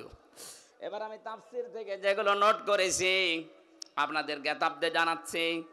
দিন শব্দটার প্রধান অর্থ আমি পেয়েছি 19টা, সামারাইজ করে করে 10টা বানিয়েছি। এই 10টা বিষয় যদি আপনার এই প্র্যাকটিক্যাল লাইফে, দুনিয়ার জীবনে আপনি মানতে না পারেন, কবরে যাবার পরে যে দ্বিতীয় প্রশ্ন করবে মা দীনুকা, তোমার দিন কি, আপনি বলতে পারবেন না।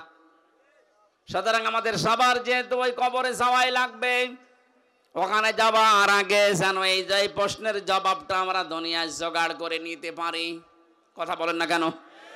আজকে দিনের বেলায় যেখানে আলোচনায় ছিলেন জামালপুরে মেলান্দ, ওখানে আমি প্রথম প্রশ্নের জবাব হিসাবে 5টা অর্থ বলেছিলাম।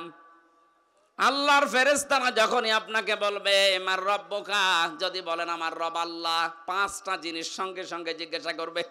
ওই পাঁচটা যদি দুনিয়ায় কেউ মেনে নিতে পারে, ও কবরে বলতে পারবে রব্বি আল্লাহ, আমার রব আল্লাহ। আজকে দ্বিতীয় প্রশ্ন এখানে করছি, কালকে কুমিল্লায় আছে 3 নাম্বার প্রশ্নের উপরে কথা বলবো। মানহাজার রজুল, এই লোকটা কে ছিল? ওখানে প্রায় 17টা পয়েন্ট আছে, ওর উপরে কালকে আমি কুমিল্লায় আলোচনা করব। এখন আলোচনার বিষয় দিন শব্দটা যদি বলতে যায় যে দিন ওনাল ইসলাম, তাহলে কয়টা জিনিস মানা লাগবে? 10টা। বলেন, কালকে দুপুর বেলা ছিল 5টা, কিন্তু এখন ওটা তো রব ছিল, এখন দিন। আল্লাহ পাক বলেন কি হয়েছে তোমাদের? আমি যে দিন পাঠিয়েছি আমার দিন বাদ দিয়ে কোন দিন তালাশ করো। তাহলে দিন শব্দের শাব্দিক অর্থ এই রাতের পরে যেটা আসবে ওই দিন। আরো জোরে বলেন। দিনের প্রধান অর্থ কোরআনে কারিমে আল্লাহ দিয়েছেন। দিনের প্রধান অর্থ হচ্ছে বিচার দিন। সূরা ফাতিহার 3 নম্বর আয়াতে প্রতিদিন এটা আমাদের মুখ দিয়ে আল্লাহ বের করে নিচ্ছে, মালিকি ইয়াউমিদ্দিন। জবান খুলে আয়াতটা একবার পড়েন, মালিকি ইয়াউমিদ্দিন।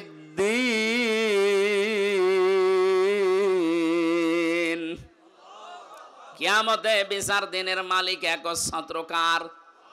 কেন আল্লাহ এই কথা প্রতিদিন আমাদের মুখ দিয়ে কমপক্ষে 17 বার বের করে নেয়?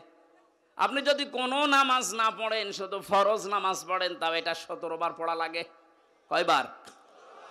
প্রতিবারে সূরা ফাতিহা পড়া লাগে না? ফাতিহা পড়লেই তো 3 নাম্বার আয়াত এটা চলে আসে, মালিকি। এই জবান খোলেন না কেন? মালিকি। যতবার পড়বেন প্রতিটি অক্ষরে 10টা করে নেকি জমা হয়ে যাবে আমলনামায়। জবান যাদের আছে আকাশ বাকাশ মুখরিত করে বলেন, মালিকি ইয়াউমিদ্দিন। তাহলে দিনের প্রথম অর্থ হচ্ছে বিচার দিন। কোন দিন? এই দিনকে আপনি কিভাবে বাস্তবে নিয়ে আসবেন?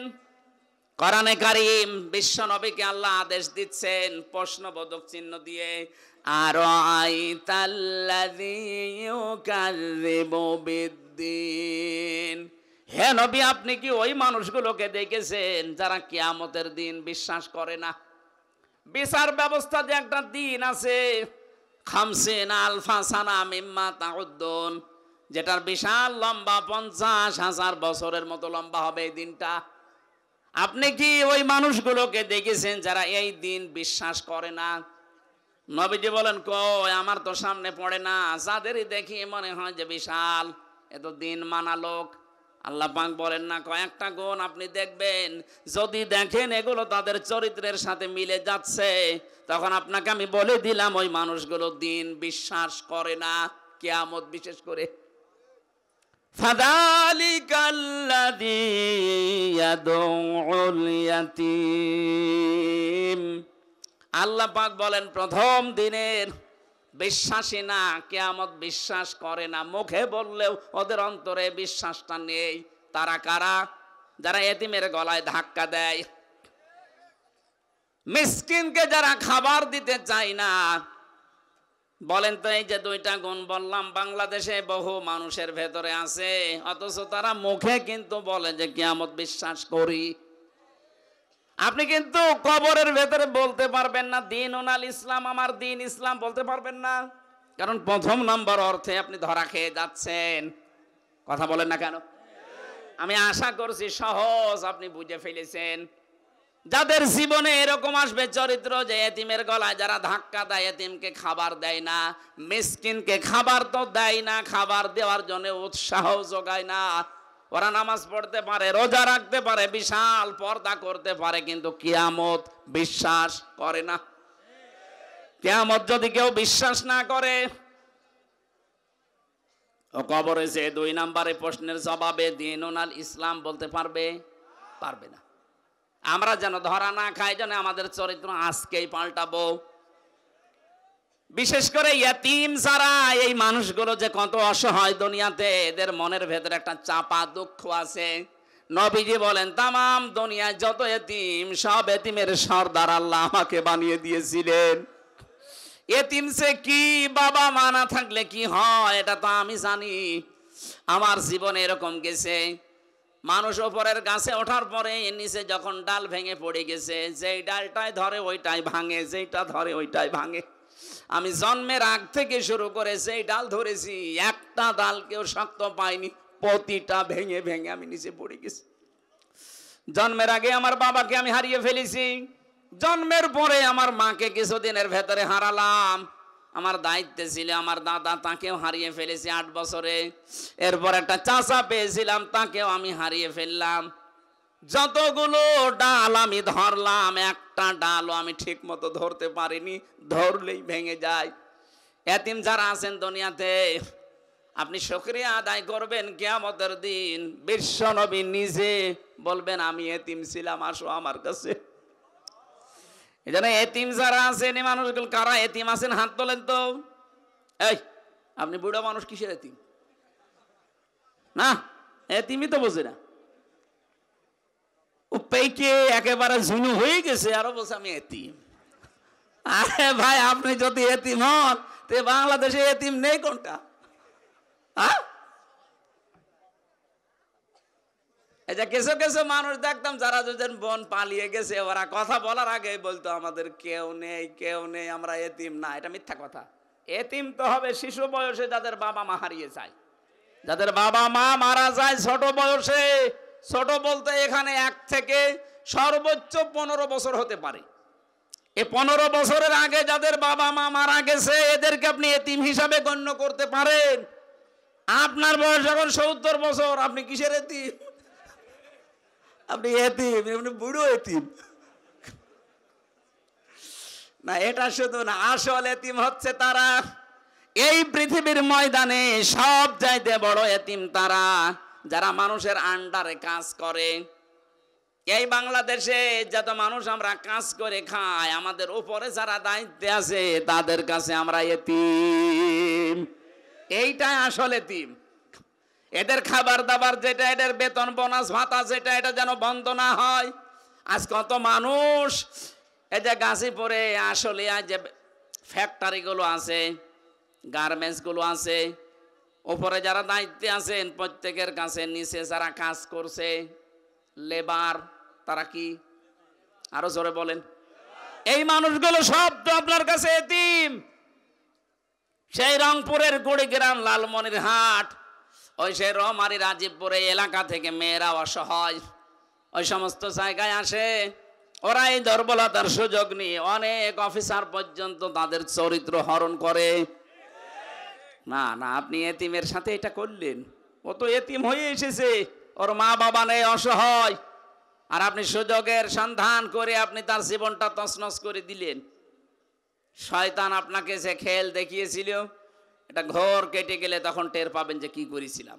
এটা রেকর্ড হচ্ছে, ওদের কানেও যাবে কাল। সুতরাং দায়িত্বে যারা আছেন, অধীনস্থ মানুষদের প্রতি এমন আচরণ করবেন, আপনি চেয়ার থেকে চলে গেলে যেন ওরা কান্নাকাটি করে। আমি বহু এসপিকে বিদায় নেওয়ার সময় কনস্টেবলকে কানতে দেখেছি। এমনও এসপি পেয়েছি কুষ্টিয়ায়, বিদায় নেওয়ার সময় কনস্টেবলরা পেছনে কানের কাছে মুখ নিয়ে বলছে, ও শালা যাচ্ছে ভালো হচ্ছে। কি করলেন আপনি বলেন?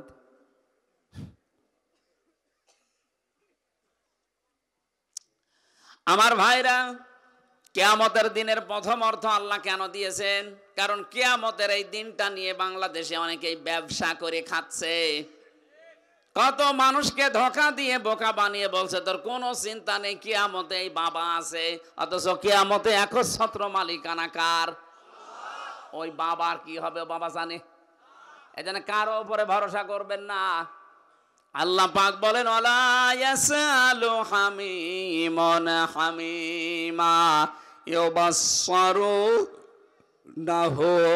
ইয়াওয়াদ্দুল মুজরিমু লাউ ইয়াফতাদি মিন আযাবি ইয়াউমিযিম বিবানি وصاحبته وأخيه وفصيلته التي تؤويه ومن في الأرض جميعا ثم ينجيه। এখানে যাদের যাদের নাম আছে আপনি আশ্চর্য হয়ে যাবেন। বন্ধু বন্ধুকে চিনবে না, নিজের সন্তান পর্যন্ত বন্ধক রাখবে, বলবে আল্লাহ মুক্তিপণ দিলাম, এটা নিয়ে আমারে বাঁচান। নিজের স্ত্রীকে দিয়ে দেবে, নিজের ভাইকে দিয়ে দেবে, নিজের আত্মীয় স্বজনের ভেতরে যারা সবচাইতে বেশি প্রয়োজন ছিল, যাদের কাছে সে আশ্রয় পেত, তাদের জ্ঞাতি গোষ্ঠীকে বলবে আল্লাহ এইটাও দিয়ে দিলাম। অমাং ফিল আরদি জামিয়া, দুনিয়ায় আমি যা কিছুর মালিক ছিলাম সব দিলাম। ফম্মায়ুংচি, এরপরও এ কিয়ামতের আযাব থেকে আমাকে বাঁচাও। বাংলার মুসলমানেরা যাদের নাম বললাম, বলেন তো এদেরকে যদি মানুষ দিয়ে দিতে চায়, কিয়ামতের দিন আপনি ওই বাবার উপরে ভরসা করে আছেন, এত বড় মানুষের যেখানে খোঁজ খবর হচ্ছে না, কোল কিনারা পায় না, সেখানে বাবা আমার তো যতটুকু কোরআন আয়াত পড়ে বিশ্বাস হয়, বহু বাবা কিয়ামতে বলবে আল্লাহ আমি পীরই ছিলাম না। কিসের মুরিদের দাবি করে? আমি তো পীরই ছিলাম না। যেখানে আপনার বাবা, আপনার মা, আপনার ভাই, আপনার স্ত্রী, আপনার সন্তান এ কথা বলতে পারে, তাহলে সেখানে পীর সাহেব কথা বলবে এক আর দুই? কথা বলেন না কেন? এই জন্য দিন যারা বিশ্বাস করেন, কারো ওপরে বিশ্বাস করবেন না, ভরসা করবেন না। দিনের প্রথম অর্থ এই জন্য কিয়ামতের দিন, এটার একচ্ছত্র মালিকানা আল্লাহর। 2 নম্বরে দিনের অর্থ বেশি আনুগত্য, যেটা সূরা আলে ইমরান 83 নম্বর আয়াতে আছে। 3 নম্বরে দিন মানে জীবন ব্যবস্থা। আল ইয়াউমা আকমালতু লাকুম দীনাকুম ওয়া আতমামতু আলাইকুম নি'মাতি ওয়া রাদিতু লাকুমুল ইসলাম দীনা। জোরে বলেন সুবহানাল্লাহ। সূরা মায়েদার 3 নম্বর আয়াতে আল্লাহ এই তথ্যটা দিয়েছেন। এই কারণে পৃথিবীতে আজকের এই দিনে আমি দিন আমার ইসলাম পরিপূর্ণ করে দিলাম। কিয়ামত পর্যন্ত ইসলামের ভেতরে নতুন করে কিছু দেওয়া লাগবে না, আর ইসলাম থেকে কিয়ামতের আগে কিছু বাদও দেওয়া যাবে না। আজ যারা ইসলামের ভেতরে নতুন নতুন নিয়ম নীতি প্রবেশ করিয়েছেন, দরবারের নামে, জিকিরের নামে, ইবাদতের নামে, এক কথা বলছেন না কেন? এগুলো দিন নয়। আল্লাহর নবী বলেছেন যে মানুষগুলো ইসলামে নতুন কিছু প্রবেশ করাবে, ওটা যদি আমি রাসূল কর্তৃক সাপোর্ট করা না হয়, ওটা পরিত্যাজ্য, ফাহুয়া রদ্দুন। অথচ আজ বাংলাদেশে এই ভেজালটাই বেশি। আসল ইসলাম নেই, সব বানানো ইসলাম। বিশ্বের মুসলিম দেশগুলোর দিকে তাকান তো, কোন জায়গায় আপনি পীর এই শব্দটা পাবেন কিনা? শুধু এটা বাংলাদেশ আর ভারত আর পাকিস্তানে পাওয়া যায়। কথা বলেন না কেন? ইসলাম যেখান থেকে এসেছে ওই দেশে পীর শব্দটা আমি পাইনি। যে মদিনা থেকে ইসলাম এসেছে ওখানে যান তো, কোনো পীরের অস্তিত্ব পান কিনা? কথা বলেন না কেন? আপনি পীরের কাছে যেতে আমি নিষেধ করছি না, কিন্তু উস্তাদ হিসাবে যাবেন, শিক্ষা নেওয়ার জন্য, যেটা জানেন না ইসলামের শেখার জন্য। তাছাড়া অন্য কোনো উদ্দেশ্য যাওয়া জায়েজ নেই। এমন জায়গায় যাওয়া যাবে না যে নিজেই জানে না। এই যে নজিবুল মশর মাইজ ভান্ডারী নামে এক শয়তান পীরের নাম নিয়ে চলতো। কথা বলুন। এই শয়তান এবং চাঁদপুরের একজন, সেও একটা পীরের নাম নিয়ে চলতো। এরা দুইজন মিলে কোরআনের পাখি সাইদি সাহেবের নামে ধর্ষণ মামলা দিয়েছিল। এত কিছুর বিচার হচ্ছে, দেশে জনতা দেখছে, এই দুই শয়তান কোথায় আছে, এদেরকে খুঁজে বের করা হোক। মিথ্যা মামলা দিয়ে যারা মানুষের জীবন শেষ করে দেয়, তাদেরকেও এখন এই শাস্তির আওতায় আনতে চায়। কোরআনের পাখি এতদিন বেঁচে থাকলে আমার তো মনে হয় এখন এই ময়দানে তিনি আসতেন। যদিও কথা ওইভাবে বলতে পারতেন না, কিন্তু কোরআনে কারিমের একটা কথা হলো আমাদেরকে শোনাতেন। আমি জীবিত থাকতে একদিন মাত্র দেখতে পেয়েছিলাম, একদিন 10 মিনিটের জন্য আমার কাছে ছিল। তার যে কথাবার্তারা এখনো পর্যন্ত, যে ইমানের যে শক্তি। আপনি ধর্ষণ মামলা দিলেন, নিজে নিজেই পরবর্তীতে এই নজিবুল বশর মাঝ ভান্ডারী বলতো আমি যা করেছি বিএনপি জামাত আমার ছাড়বে না। তাহলে নিজে নিজে স্বীকার করছে। ওর জন্য আর কিছু লাগবে না, ধরে জনতার সামনে ছেড়ে দেন, ওরে নিয়ে শিক্ষা হোক। বাংলাদেশে কোন আলেমের বিরুদ্ধে মিথ্যা যেন কেউ তহমত দিতে না পারে। এই কালা মানিক, শামসুদ্দিন চৌধুরী মানিক, ওনাকে বিচারপতি। ওই রকম মানুষ বিচারপতি হলে বিচার ব্যবস্থা ধ্বংস হয়ে যাবে। ওই শয়তান আলেমদের টার্গেট করে করে লিস্ট করেছিল 116 জন, আমিও ছিলাম। আল্লাহ পাক উল্টিয়ে ওর লিস্ট করেছে, ওরে কলার পাতা শুয়েছে, ওর বিসি উড়ে গেছে, ওর সংসার করার কাজ শেষ। গত পরশুদিন দেখলাম আদালতে এসেছে, ও শয়তানের চেহারার দিকে তাকালে মনে হচ্ছে একটা শয়তান। আলেমদের বর্দ আছে, কত গ্যারান্টি কাজে লাগে এটা তার নিজে প্রমাণ। এই কালামানি কথা বলেন না কেন? সাইদি সাহেব বলেছিল, আমাকে যারা এভাবে অপমান করতে পারে আল্লাহ তুমি একটাকেও ছাড়বা না। যারা যারা কাজ করেছে ডাইরেক্ট ইনডাইরেক্ট প্রত্যেককে আল্লাহ অপমান করেছে। এখনো যারা অপমান হয়নি আমরা চাই জাতির সামনে তাদেরকেও ন্যাংটা করা হোক। ইসলাম পরিপূর্ণ জীবন ব্যবস্থা, কিয়ামত পর্যন্ত কিছু দিতে পারবেন না, কিছু বের করে বাদও দিতে পারবেন না। এইটার নাম দিন। এটার নাম কি? এই দিনটা যদি কেউ না মানেন তাহলে আপনি মার রব্বকা ওমান নাবিয়্যুকা দ্বিতীয় নম্বর বলতে পারবেন না। 3 নাম্বার 4 নাম্বারটাই আসল। এটা সূরা মুমিনের 26 নম্বর আয়াতে আছে, রাষ্ট্রীয় বিধান। এটা আজ আমরা অনেকেই রাজনীতি মনে করে এড়িয়ে যাই। ফেরাউন বুঝেছিল। আকালা ফিরআউনু যারুনি আকতুল মূসা ওয়াল ইয়াদউ রাব্বা। আল্লাহ পাক বলেন ফেরাউন ওই সময় বলেছিল আমাকে ছেড়ে দাও, আমি মূসাকে হত্যা করব, সে তার রবকে ডাকুক, কারণ আমি দেখতে পাচ্ছি সে আমার রাষ্ট্রের নিয়ম নীতি। এখানে দিন শব্দ আছে। দিন মানে ফেরাউন বোঝাতে চেয়েছিল রাষ্ট্রের নিয়ম নীতি, আইন কানুন। আমার মনে হচ্ছে মূসা পাল্টিয়ে ফেলবে। তাহলে দিন মানে শুধু ধর্ম না, দিন মানে শুধু কিয়ামতের দিন না, দিন মানে শুধু আনুগত্য না, দিন মানে রাষ্ট্রীয় বিধান। তাহলে এই দেশে যদি কেউ দিন মেনে চলতে চায়, দিনকে রাষ্ট্রীয় বিধান হিসাবে দেখার দরকার নেই। এটাই তো আমরা দেখাতে চাই। আপনার চাইতে কোরআন আমি বুঝেছি, এই জন্যই তো দিন মানে রাষ্ট্রীয় বিধান নিয়ে যেতে চাই। এটা যারা মানতে চান না, সুবহানাল্লাহ আলহামদুলিল্লাহ লা ইলাহা ইল্লাল্লাহ সুবহানাল্লাহ। আমার ছেলে থাকা অবস্থায় যে কটা বই আমি প্রুফ করেছিলাম সব তো লিখতে পারি নাই, বাইরে এসে এগুলো আজ 3-4 দিন আগে ছেড়েছে। এই বইটা সৃষ্টি জগতের সূচনা, খুব তথ্য দেওয়া আছে। ওখানে তো রেফারেন্স ছিল না, বাইরে এসে আমি রেফারেন্স দিয়েছি। এটা 112 পৃষ্ঠা নিয়ে যাবেন, যাওয়ার সময় কয়েকটা আছে স্টেজে, যাওয়ার সময় নিয়েছেন, কাজে লাগবে, অনেক তথ্য দেওয়া আছে। ওখানে বসে 3 বছর আর কি করব? শয়তানরা আমার খাতা কলম পর্যন্ত কেড়ে নিত। যেটা আছে এটা স্টেজে আছে, স্টেজে যাওয়ার সময় নিয়েছেন। আল্লাহুম্মা সাল্লি আলা সাইয়্যিদিনা ওয়ালা আলি সাইয়্যিদিনা মাওলানা মুহাম্মদ। জরে জরে পড়ি দরুদ ওহে মুমিন বসিয়া, আমাদের দরুদ শোনেন নবীজি রওজা পাকে শুইয়া। আল্লাহুম্মা সাল্লি আলা মাওলানা মুহাম্মদ ওয়ালা আলি সাইয়্যিদিনা মাওলানা মুহাম্মদ। আমার ভাইরা, 5 নাম্বারটায় পেয়েছিলাম দিন শব্দের অর্থ হচ্ছে স্থায়ী শান্তি। দিন মানে শুধু শান্তির শব্দ আল্লাহ দেয়নি, স্থায়ী শান্তি।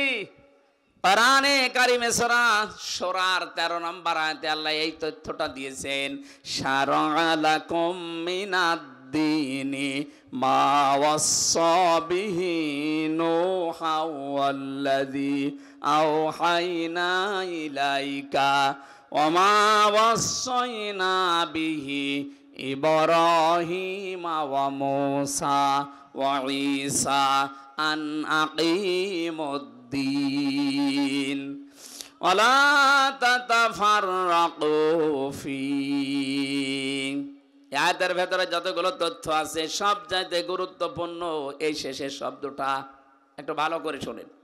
আল্লাহ বলেন আমি নির্ধারিত করে দিলাম সারা লাকুম, তোমাদের সবার জন্য আমি ফায়সালা করে দিলাম, সিদ্ধান্ত নিয়ে নিলাম, লিখে দিলাম, সই করে দিলাম, স্বাক্ষর করলাম। কি সেটা? তোমাদের জন্য আমি দিনকে লিখে দিয়েছি। কোন দিন? হযরত নূহ আলাইহিস সালামের প্রতি যেটা দিয়েছিলাম, হে নবী আপনাকে, ইব্রাহিম, মুসা, ঈসা, এই যে বড় বড় নবীদের নাম নিলাম কেন? এদের প্রতি আমার একই আদেশ ছিল, যাই করো দুনিয়াতে আমার দিন কায়েম করো। এটা আমি বানালাম। বলেন আর আকিমুদ্দিন, দিন কায়েম করেন, এটা বলেছিলেন নবীদেরকে আল্লাহ। সব বড় বড় নবীর নাম। ওয়ালা তাতাফাররাকু ফি, এ বিষয়ে কোনো মত পার্থক্য করবা না। বাংলাদেশের দিকে তাকান, হয়তো ছোটখাটো বিষয় নিয়ে আমাদের মত পার্থক্য থাকবে, এটা থাকতেই পারে, কিন্তু দিন কায়েম করা লাগবে, এ বিষয়ে কোনো ফতোয়াবাজি করলে সে কাফির। এরপরের আয়াতে আল্লাহ শব্দটা দিয়েছেন, কাবুরা আলাল মুশরিকিনা মা তাদউহুম ইলাই। আল্লাহ পাক বলেন এই দিন কায়েমের কথা বললে সবচাইতে বেশি খারাপ লাগবে যারা মুশরিক তাদের। এক কথা বলেন না কেন? আজ বাংলাদেশ জামাত ইসলামী এই কথাটা বললে আপনি জামাত বলে চালিয়ে দেন, চরমনাই পীর এই কথা বললে চরমনার মুরিদ বলে চালিয়ে দেন। আরে ভাই, এটা তো আপনারও কাজ, এটা নবীদের কাজ যদি হতে পারে, তা আপনি কি নবীদের উপরে? আপনি তাকাবেন দুনিয়ার নবীদের দিকে, যত নবী আল্লাহ পাঠিয়েছিলেন, হ্যাঁ প্রত্যেকটা নবীর শরীয়তে কম বেশি কিছু বিধান ছিল। কোন নবীর শরীয়তে হয়তো নামাজ ছিল, কোন নবীর শরীয়তে রোজা ছিল না, কোন নবীর শরীয়তে রোজা ছিল নামাজ ছিল না, এরকম নিয়ম নীতি কম বেশি পেয়েছি। কিন্তু প্রতিটি নবীর শরীয়তে এইটা ছিল যে দিন কায়েম করা লাগবে। আর এইটা শুনলে মন খারাপ করবে বেশি মুসলমানেরা। কারা? কাবুরা আলাল মুশরিকিনা মা তাদউহুম ইলাই। হে নবী, আপনি যেদিকে ডাকছেন মানুষকে যে দিন কায়েম করো, এটা শুনলে সবচাইতে বেশি খারাপ লাগবে, মনে কষ্ট লাগবে মুশরিকদের। বাংলাদেশে তো 4 ভাগ অমুসলিম আছে, 96% মুসলমানের দেশে কথা বলতে গেলে যাদের রাগ হয় এরাও এক প্রকার মুশরিক। নবীজি জীবনে মাত্র 8 বছর রোজা করেছিলেন। কয় বছর? বলেন বলেন। মাত্র 8টা বছর রোজা রেখেছিলেন জীবনে। এই 8 বছরের ভেতরে 2টা ফরজ রোজা তিনি বাদ দিয়ে দিয়েছেন এই দিন কায়েমের জন্য। 17ই রমজান বদরের যুদ্ধ, আর 18ই রমজান মক্কা বিজয়ের দিন, 2টা রোজা তিনি বাদ দিয়ে দিলেন। 17 ওয়াক্ত ফরজ নামাজ তিনি বাদ দিয়ে দিয়েছিলেন, কাজা করেছিলেন পরে। তার ভেতরে এক, সম্মানিত ভাইরা, আমি যে তথ্যগুলো নিয়ে এসেছিলাম 6 নম্বরে পেয়েছি ইবাদত, এটা সূরা রুমের 30 নম্বর আয়াতে ব্যাখ্যা আছে। 7 নম্বরে মুখ ফিরানো, সূরা নিসার 45 নম্বর আয়াতের ব্যাখ্যা আছে। এরপরে পেয়েছিলাম শান্তির বাণী, সূরা নসরের 2 নম্বর আয়াতে আছে। 9 নম্বরে বিপ্লব অর্থে পেয়েছি, এটা সূরা নসরে আছে। এরপরে শেষ নম্বরে স্থায়ী শান্তির ব্যাখ্যাটাই আমি দিচ্ছিলাম। সুতরাং দিন এটা যদি স্থায়ীভাবে দেশে কায়েম হয়, স্থায়ী শান্তি আল্লাহ আমাদের দেশে প্রতিষ্ঠা করে দেবে ইনশাআল্লাহ। এটার জন্য সর্বাত্মকভাবে চেষ্টা চালাতে আহ্বান জানিয়ে আমাদের আবেগের জায়গা শহীদ আল্লামা দেলাওয়ার হুসাইন সাইদি রহমতুল্লাহ আলাইহির সন্তান এসেছে। আমরা ওনার মুখ থেকে কয়েকটা কথা শোনার পরে মোনাজাতের মাধ্যমে আজকের অনুষ্ঠান শেষ করব। মেয়ের জন্য আলাদা বলতে পারলাম না, আগামীতে কোনো জায়গায় যদি আসি, এই ঘাটাইলে আসতেছি, মেয়েদের আলোচনা করবো ইনশাল্লাহ। আসসালামু আলাইকুম রহমতুল্লাহ।